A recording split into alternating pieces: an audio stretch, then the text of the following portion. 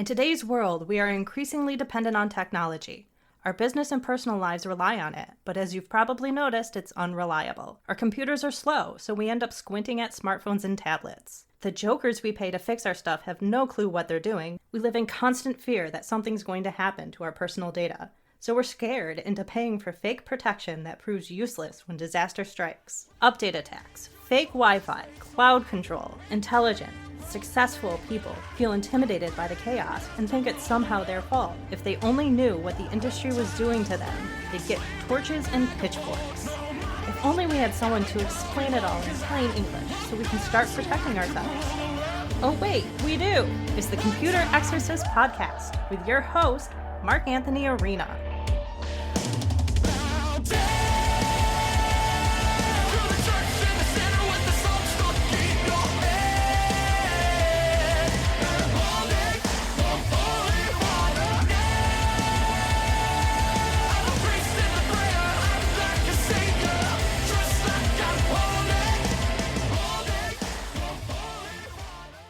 From the Wellness Memorial microphone in my dining room, back in the hills of Weston, New York, this is the Computer Exorcist Podcast. I'm so glad you have joined me today.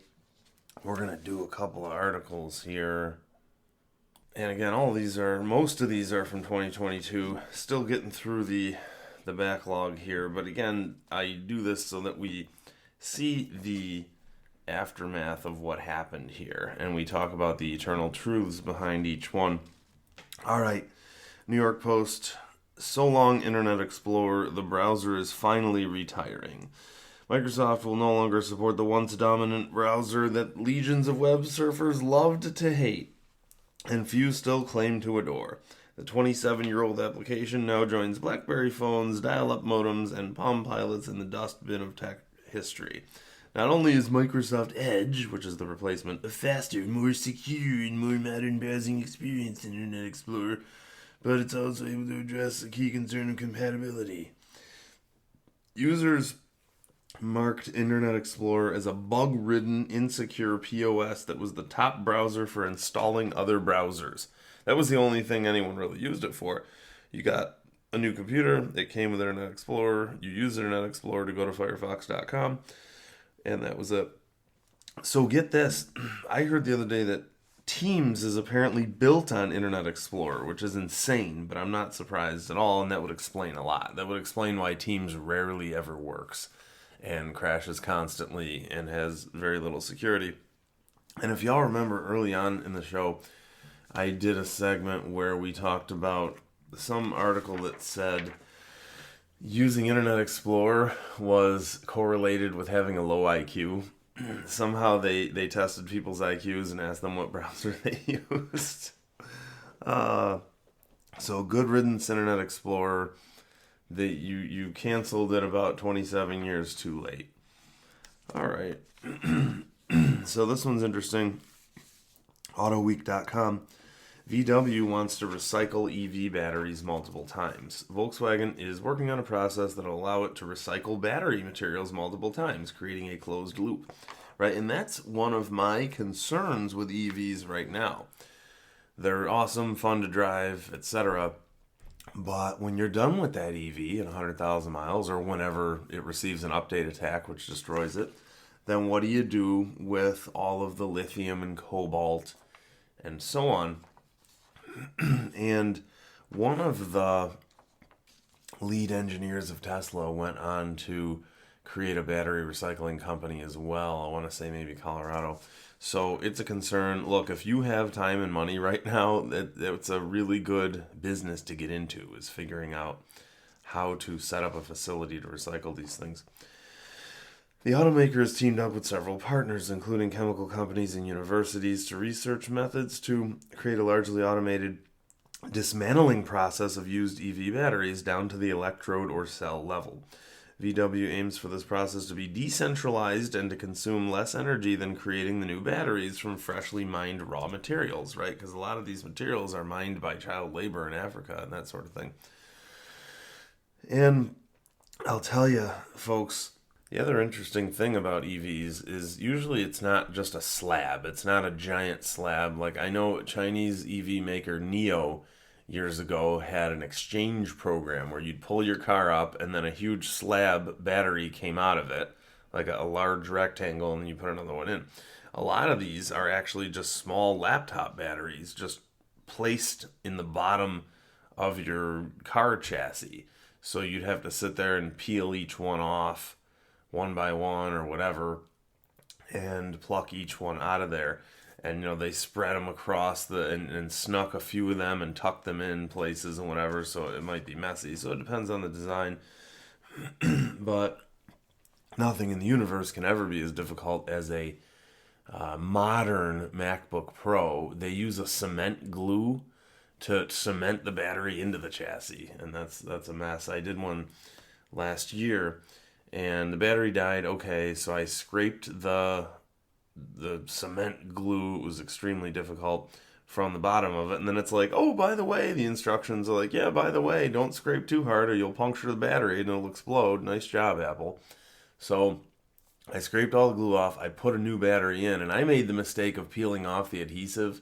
So the new cement glue cemented itself to the chassis. I should have just left the sticker there, but I figure, hey, if it gets warm, who knows? So that's that.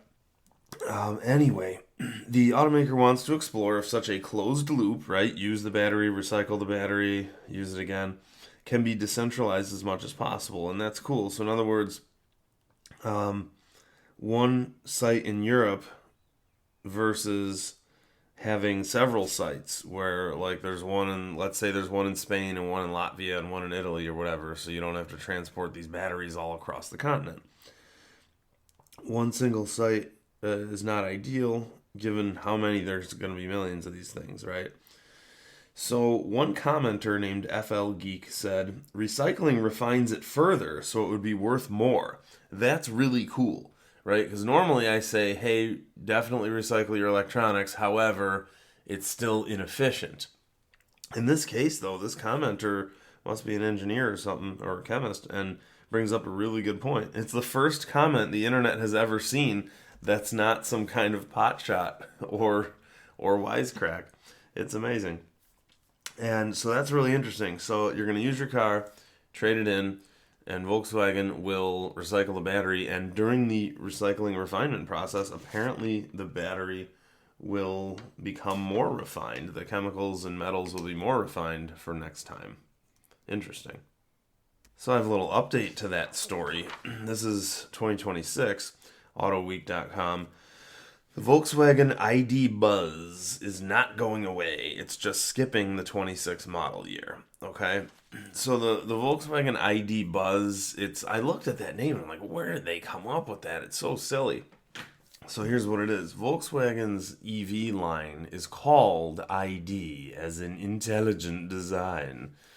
And so that's the first part, that's the prefix. And then Buzz is a play on words of bus, right? Because it's the Volkswagen microbus. And since it's electric, they're calling it the Buzz. So that's how you get the name ID.Buzz. And it's a really cool idea. I haven't driven one yet. It looks so cool. Like, think about a microbus that's fully electric. So the driving dynamics must be pretty cool. Low center of gravity, nice and tossable, quick and responsive, that sort of thing. So the problem is the prices are just prohibitively expensive for these things. They're really cool and all that, but it's just way too expensive for what it is. So here's what they're saying. Volkswagen has decided that its ID.Buzz will sit out the 26 model year due to slow sales. The latest road bump in one of the bumpiest first years on the market of any product ever. It's too bad because the ID.Buzz could have been a contender. Hippies, housewives, and van lifer hopefuls. Okay, so a lot of people on YouTube are van lifers, where they just live in their van and travel across the country, and I want to do that. I want to live in like a real small RV. That'd be kind of cool. Has been looking forward to the return of VW's iconic minivan for decades, and Volkswagen teased us. Oh, they teased us good.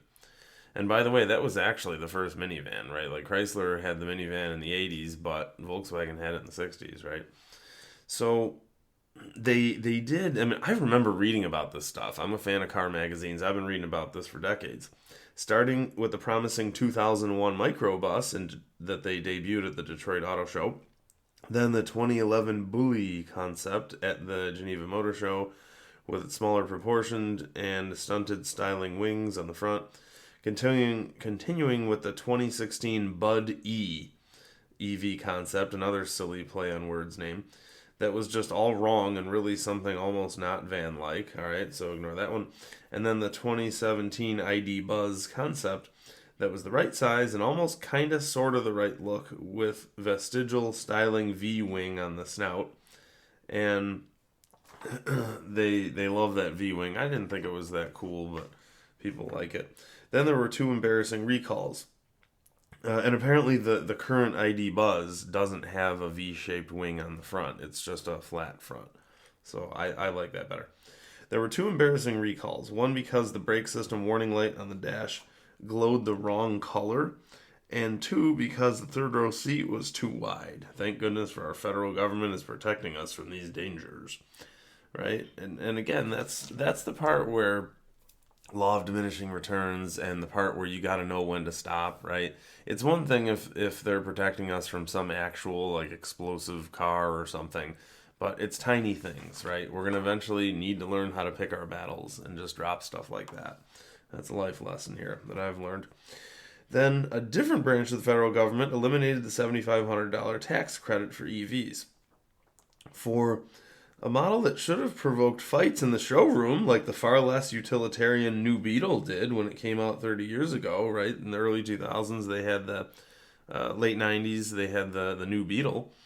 The ID.Buzz just sat there in the showroom. Sales have totaled just over 6,000 in the whole time the product's been on the market. So, and by the way, what I've learned from reading classic car magazines is later on, many years later, if a product was a flop, that means it becomes rare. That means it becomes valuable in the far future. So if you're looking for an investment, folks, go out there and look for any kind of flop car that didn't sell well. And usually they're really good cars that are just ahead of their time or a victim of circumstance, right? Look at the Volkswagen Phaeton. It was a huge, large, late 2000s luxury car from Volkswagen, and it was on the level of the Audi A8 or the Rolls-Royce or something, and it was just happened to be produced right when the recession hit. So a lot of these cars, they're good, but just like this one, where it's like, okay, we lost the EV subsidy, so great car, but no one can afford it. So if you want a car that's a good investment, buy one of these ID.Buzz cars right now and sit on it for like 30 years because it'll be rare. And in 30 years, people go, wow, you know what? That's really cool. We really want that. There's countless examples. I can't think of them all right now. The DeLorean, there's a lot of them where it's like, hey, it's rare. It didn't sell well, but because it's rare, you'll do well someday. So VW decided to save some money by not offering a 26 model, instead moving as many residual 2025s as possible off of dealer lots and then moving the timing of the 2027 model up a bit. In the meantime, you can still buy as many ID.Buzz as you want, essentially. That's kind of funny. That's apparently the plural for that. Like attorneys general is the proper plural for that one. So you can buy as many ID.Buzz as you want. And that makes sense. I've seen this before where a new car will sit on the lot for many, many years. So I forget, it was some example where I saw where it was like, okay, the Dodge sold one 2011 Durango in 2017 or something. It was brand new. It had never been registered, but it sat on the lot for a couple of years. It was some kind of example like that. So what's the solution to the ID.Buzz problem? Offer a loaded camper with a pop top for all the van life YouTubers with Trustafarian dollars. That's amazing. And figure out a way to get more than 300 miles on a charge. Because that's important, especially you're going to use these for road trips, right?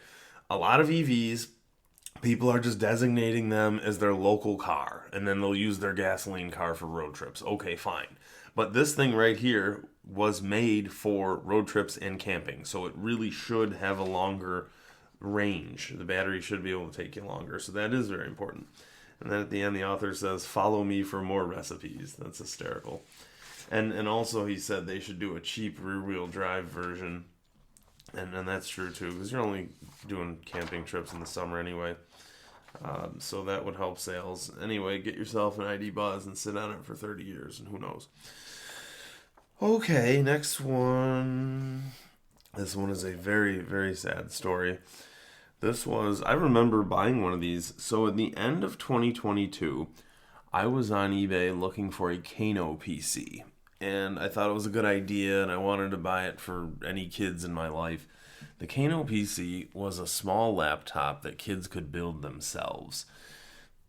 There were only like 4, 5, 6 components to it, and the idea was it looked kind of like Legos, and you put the pieces together, and you learn how computers work in a very basic, very sterile walled garden version of what I used to do when I was young, which was actually build PCs with actual parts with sharp edges on them and such. But anyway, it was a great idea, KANO. And kids could physically assemble the laptop themselves, and that also implied that it was repairable, right? You could take it apart and repair it, except unfortunately it had an integrated hard drive, which is the worst idea in the universe, because the hard drive is the wear and tear part on there, right? So if we're going to permanently integrate the wear and tear part, that's the dumbest thing in the universe. Of all computers, the one that you build yourself should have a separate hard drive. In my forthcoming book, I talk about this. I say, what if you bought a car and I glued the tires to it? So that wear and tear item, the tires, are going to wear out in a year or two, and then, sorry, too bad, I glued the tires on, so you have to put the whole car in the garbage. That's what that's like. And I rage about Apple doing integrated hard drives in all of its very expensive computers so that you have to put them in the garbage after a couple of years. Anyway, so that was the only problem with KANO, is the hard drive was integrated, but whatever. Other than that, it was great. And it was like, let's say $250, or 200, something like that. It was pretty fair for pricing. And it also came with programming tools. So after the kids assembled the computer, they could then learn how to program. It was awesome. And it also lacked a webcam, which is good for privacy, right? You don't want kids using laptops and having someone break into the webcam. Okay, great. So around, I want to say the end of 2022, I was on eBay and I noticed there were KANO PCs for $100, brand new on clearance.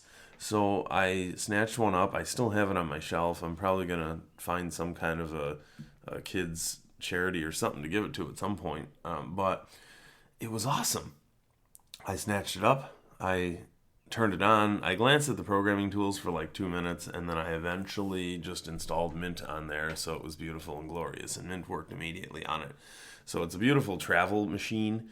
It's like a really small screen. I want to say it's like 11 inch or so, and it looks like a Microsoft Surface, where the keyboard is just a little flap that folds down. And basically, it was a Microsoft Surface laptop, right? A really, really small portable laptop for like a tenth of the price. And Microsoft couldn't have that. They couldn't stand that. So what happened was they bought KANO and destroyed them. And that's a horrible, nasty tactic that Microsoft and Facebook and friends will do, is that if they see a threat coming, hey, we can't have kids buying these laptops. Like this happened with my own cousin, where I told his mom about this machine and it would be perfect for a kid his age. And then his grandma ended up buying him a Microsoft Surface for like $1,200 or whatever it was. So that's what happens. It was cutting into the Microsoft Surface sales. And by the way, Microsoft Surface, yeah, ultra light, ultra portable laptop, but it's brittle like a graham cracker. No joke. I used one like once, and it was just a piece of garbage. It was sad. Very thin, very cool looking, sleek. But if you travel with it, it cracks like a graham cracker. So, hey, we have this graham cracker we're selling for $1,200. We don't want this rugged machine for $200 out there. We can't have that. So they bought KANO and destroyed them. And now KANO is a shadow of its former self, and it's like a website with a couple programming tools, and that's all it is. They no longer sell this beautiful machine. Let's see. And there was a review that Engadget did back in July before Microsoft destroyed them of 22. And they said, well, we don't like that the resolution is too low, whatever. No, the resolution is fine. I actually have a laptop where the resolution is actually too high, and then you have to deal with scaling problems and all that. So it's fine, right? It's actually good because you can read it, and it's fine, and it's not too small. And the only other tiny nitpicky thing is that the keyboard is very well made. Everything is much better made than the Microsoft Surface. But why did they scramble the Control, Alt, and Windows keys, right? If you look at your keyboard, I mean, I'm a power user, so I don't look at my keyboard. I just reach down and press the right buttons, and I'm always using the Control and Alt and Windows keys. But they scrambled their locations to make it very difficult. And let's see what else. And then they ruined the home and end buttons. And this is a new trend right now where keyboards are moving the home and end buttons up toward the top and intertwining them with the F keys so that you can't use them. And look, I'm a power user. I need the home and end buttons. I'm a writer. I write books. I need the home and end buttons. And they moved them over. So that's the deal. And I put in the thing that now you can score one of these for anywhere from $80 to $150. It's an incredible steal considering it's basically a kid's version of the Microsoft Surface, except it'll last longer than 13 seconds like those graham crackers. So that is the sad, malicious ending of KANO. If you see one on eBay, grab it because they're awesome, KANO, if there are still some out there. I was lucky enough to get mine brand spanking new. Okay, another one is KodakDigitizing.com. Kodak Digitizing box. So this was pretty smart. So now that Kodak is pretty much gone, they still want to license their name. And Polaroid did this, and Akai did this years ago. A lot of these formerly hallowed brand names, now that they have nothing to do, they're now licensing their name. They're lending their name to other companies who will then do something. So that's what happened here. I looked at their website. I assumed they were in Rochester because that would be awesome and it would make sense. But no, it's a company down in Tennessee that's just borrowing the Kodak name. And it's really cool, I gotta say, where some companies doing digitizing, right? So you mail them your 8mm films and your high 8 tapes and your VHS tapes and your VHS-C tapes and your beta tapes and your whatever of your home movies. And they will digitize them onto a thumb drive and send them back to you. So it kind of makes sense because Kodak just gets a check every month from this company for allowing them to use the name. And this company starts out, they enter the market with a recognizable brand. So as hokey as it is, it makes sense here, and I do wish them well. I would trust them just as much as what's that other one, Legacy Box and all that. And they're the underdog, and they're going to make things simpler and cheaper, and they're going to treat you better, probably, because they're the underdog. That being said, if you physically live in Rochester and you want your stuff done, rather than mail it anywhere, you can go to Media Transfer Service in East Rochester. And they are phenomenal. I know them personally. They're amazing. And in their showroom, they have a collection of old cameras, which is really cool. And they are very high-end, and actually Hollywood trusts them. All right, Hollywood actually sends the actual Hollywood films to Media Transfer Service for preservation and digitization. It's incredible. And I believe the George Eastman House also trusts them, as opposed to trusting the Kodak Digitizing company, because really they're far away and all that. So they trust Media Transfer Service because they are the high-end name in the digitization services. So that's pretty cool. We will do one more. How about that? This is from listener Matt from The Markup. Okay, normally it's a Wall Street Journal article, but this one is from themarkup.com.